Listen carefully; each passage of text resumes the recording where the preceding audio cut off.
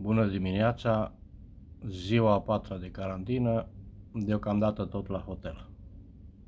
Astăzi mă lasă ăștia să plec acasă, să-mi continui carantina acasă, mi-au aprobat, am făcut tot felul de diligențe și într-un târziu am reușit să obțin continuarea carantinei acasă.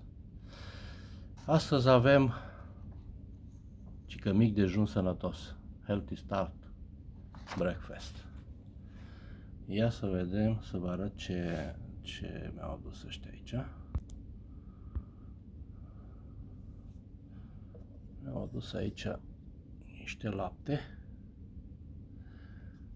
pe care o să-l pun peste cerealele astea. Cereale de ovăz cu cacao. Să pun și puțin zahăr brun, probabil. Aici mi-am luat un ceai, o portocală, un suc de mere, miere de albine, că mai multe au făcut-o.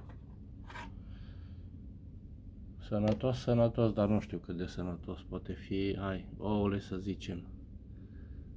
Dar ăsta nu cred că este destul de sănătos, cârnatul ăsta. Aici avem o chiftea de cartofi, dovlecei, zucchini, dovlecei